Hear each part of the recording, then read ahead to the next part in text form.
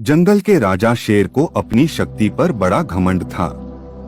वह स्वयं को सबसे शक्तिमान समझता था, इसलिए जंगल के हर जानवरों पर अपनी धौंस जमाता रहता था।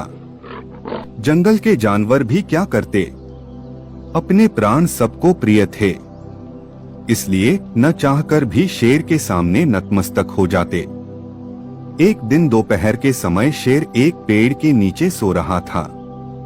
वहीं एक मच्छर भिनभिना रहा था, जिससे शेर की नींद में खलल पड़ रहा था।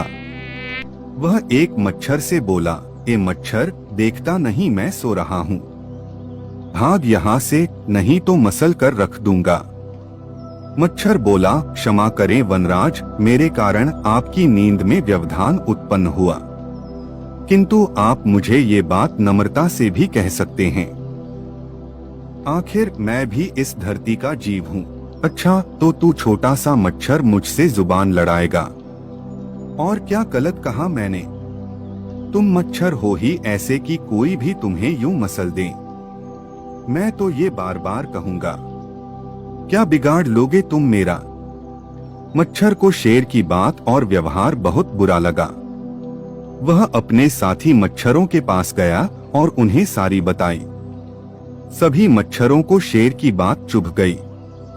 उन्होंने तय किया कि इस संबंध में एक बार सब मिलकर शेर से बात करेंगे। सभी मच्छर शेर के पास पहुँचे और बोले, वनराज, हमें आपसे बात करनी है, जल्दी बोलो, मुझे तुम जैसों से बात करने की फुर्सत नहीं है। शेर बोला, वनराज, आप होंगे बहुत शक्तिशाली, किंतु इसका अर्थ ये कतई नहीं है कि आप अन्य जीवों और प्राणियों का मजाक उड़ाएं या उन्हें नीचा दिखाएं। मच्छर बोले, मैंने जो कहा सच कहा। मैं सबसे शक्तिशाली हूँ और मुझे कोई हरा नहीं सकता। घमंड में चूर शेर गरजा। ऐसा नहीं है। अगर आप शक्तिशाली हैं, तो हम में भी इतना सामर्थ्य है कि आवश्यकता पड़ने पर हम किसी का भी सामना कर सकते हैं और उसे हरा सकते हैं। हम आपको भी हरा सकते हैं। मच्छर भी चुप न रहे। यह सुनकर शेर हंसते हुए बोला, तुम लोग मुझे हराओगे? तुम लोगों की इतनी हिम्मत कि मेरे सामने आकर ये बात कहो। मेरी शक्ति का अंदाजा नहीं है तुम्हें, अन्यथा ऐसा कभी नहीं कहते। अभी भी समय है, भाग जाओ यहाँ से, नहीं तो कोई नहीं बचेगा। शेर के घमंड ने मच्छरों को क्रुद्ध कर दिया। उन्होंने ठान लिया कि इस शेर को मजा चखा कर ही रहेंगे। वे सारे एकजुट हुए और शेर पर टूट पड़े। वे जगह जगह उसे काटने लगे। वह दर्द से कराह उठा।